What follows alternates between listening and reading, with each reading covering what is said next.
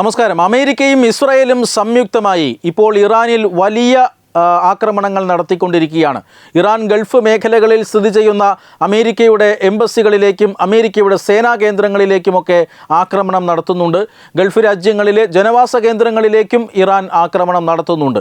ഈ ഒരു സാഹചര്യത്തിൽ, ഇറാൻ തിരിച്ചടി തുടരുന്ന സാഹചര്യത്തിൽ അമേരിക്കയും ഇസ്രായേലും ഇപ്പോൾ കർശനമാക്കാൻ അല്ലെങ്കിൽ ശക്തമായ ആക്രമണം നടത്താൻ തീരുമാനിച്ചിരിക്കുകയാണ്. യുദ്ധം തുടങ്ങി 5-ാം നാളാണ് ഇന്ന് നടന്ന ഏറ്റവും പ്രധാനപ്പെട്ട ഒരു സംഭവം എന്നത് ഒരു ഇറാനിയൻ കപ്പലിനെ തകർത്തിരിക്കുന്നു അമേരിക്ക. ഇത് സംബന്ധിച്ച ഔദ്യോഗികമായ സ്ഥിരീകരണമൊന്നുമില്ല. പക്ഷേ ശ്രീലങ്കൻ തീരത്താണ്, ശ്രീലങ്കയുടെ ഗാലെ തീരത്തിന് ഏതാണ്ട് 40 നോട്ടിക്കൽ മൈൽ അകലെ വച്ചിട്ടാണ് ഇറാനിയൻ കപ്പൽ ആക്രമിക്കപ്പെട്ടിരിക്കുന്നത്. എന്തായാലും ഇറാനിയൻ കപ്പൽ അപകടത്തിലാണ്.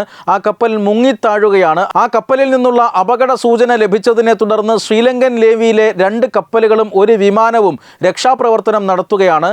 180-ലധികം ആളുകൾ ആ കപ്പലിൽ ഉണ്ടായിരുന്നു എന്നാണ് ഇപ്പോൾ ലഭിക്കുന്ന സൂചന. ഇതിൽ 72ഓളം ആളുകളെ രക്ഷപ്പെടുത്തി കഴിഞ്ഞിരിക്കുന്നു ശ്രീലങ്കൻ നാവികസേന. 100-ലധികം ആളുകളെ കാണാനില്ല എന്ന വിവരവും ഇപ്പോൾ പുറത്തേക്ക് വരുന്നുണ്ട്. ഈ കപ്പൽ ആക്രമിക്കപ്പെട്ടതാണെന്നും അന്തർവാഹിനി ആക്രമണമാണ് ഉണ്ടായതെന്നുമാണ് സ്ഥിരീകരിക്കപ്പെടാത്ത വാർത്ത. ഈ കപ്പലിന് എന്തായാലും മുങ്ങിത്താഴുകയാണ്. പക്ഷേ ആക്രമിച്ചതാണോ എന്ന് സ്ഥിരീകരണമല്ല. പക്ഷേ ഏറെക്കുറെ ഇത് ഉറപ്പിക്കാം. അമേരിക്കയും ഇറാനും ഇത് പറയുന്നില്ലെന്നേ ഉള്ളൂ. പക്ഷേ ആക്രമണം നടക്കുന്ന സാഹചര്യത്തിൽ പ്രത്യേകിച്ചും ഇറാൻ നാവികസേനയുടെ യുദ്ധക്കപ്പലുകൾക്കെതിരെ വ്യാപകമായ ആക്രമണം നടക്കുന്ന സാഹചര്യത്തിൽ ശ്രീലങ്കൻ തീരത്ത് വെച്ച് ഒരു ഇറാനിയൻ യുദ്ധക്കപ്പൽ, ഇറാനിയൻ നേവിയുടെ കപ്പലാണത്, അത് മുങ്ങിത്താഴുന്നു എന്ന് പറഞ്ഞാൽ അതിനുള്ളിൽ തീർച്ചയായും ആക്രമണം നമുക്ക് സംശയിക്കേണ്ടി വരും.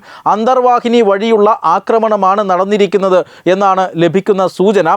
കാരണം ഈ മേഖലയിലേക്ക് മിസൈലുകളോ അല്ലെങ്കിൽ യുദ്ധവിമാനങ്ങളോ ഒന്നും തന്നെ എത്തിയതായി നമുക്ക് സൂചനകളൊന്നുമില്ല. അതുകൊണ്ട് തന്നെ അന്തർവാഹിനി ആക്രമണമായിരിക്കാം എന്ന് വിദഗ്ധർ വിലയിരുത്തുന്നുണ്ട്. ഇതിലേറ്റവും പ്രധാനപ്പെട്ട കാര്യം എന്നത് വ്യാപകമായി തന്നെ അമേരിക്ക ഇറാനിയൻ നാവികസേന പടക്കപ്പലുകളെ ലക്ഷ്യമിടുന്നുണ്ട്.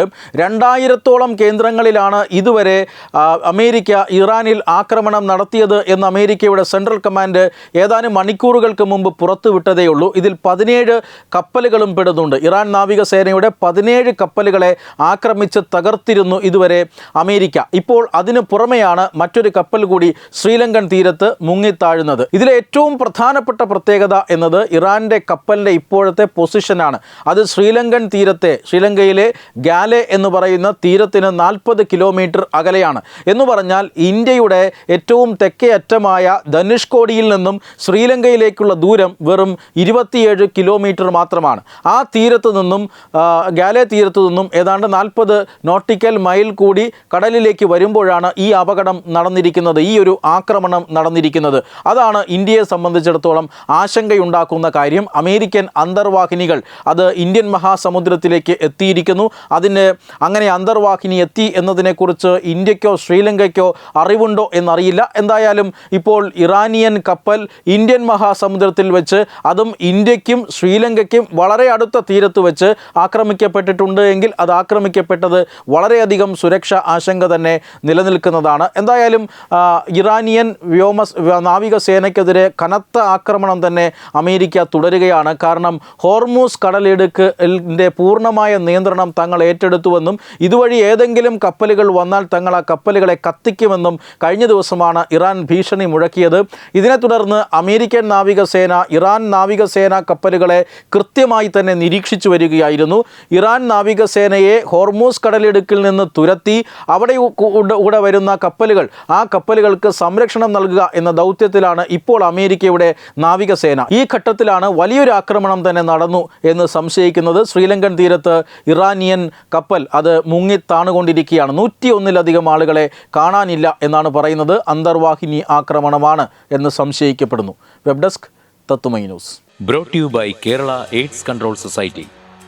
HIV എയ്ഡ്സ് സംബന്ധമായ സംശയങ്ങൾക്ക് 1097 എന്ന 24 മണിക്കൂറും പ്രവർത്തിക്കുന്ന ടോൾ ഫ്രീ നമ്പറിലേക്ക് വിളിക്കുക. വാട്സാപ്പിലും ഫേസ്ബുക്കിലും ഒക്കെ സ്റ്റാറ്റസ് അപ്ഡേറ്റ് ചെയ്യാറുണ്ടല്ലോ. HIV സ്റ്റാറ്റസോ HIV പിടിപെടാനുള്ള സാഹചര്യങ്ങളിൽ കൂടി അറിഞ്ഞോ അറിയാതെയോ കടന്നു പോയിട്ടുണ്ടാവാം. എന്ത് തന്നെയായാലും മുൻകൂട്ടി പരിശോധിച്ച് HIV സ്റ്റാറ്റസ് അറിയൂ. സൗജന്യ HIV പരിശോധനയും കൗൺസിലിങ്ങും ആരോഗ്യ കേന്ദ്രങ്ങളിൽ പ്രവർത്തിക്കുന്ന ICTC അഥവാ ജ്യോതിസ് കേന്ദ്രങ്ങളെ സമീപിക്കുക. നിങ്ങളുടെ സ്റ്റാറ്റസ് എന്തായാലും വിവരങ്ങൾ രഹസ്യമായി സൂക്ഷിക്കുന്നതായിരിക്കും.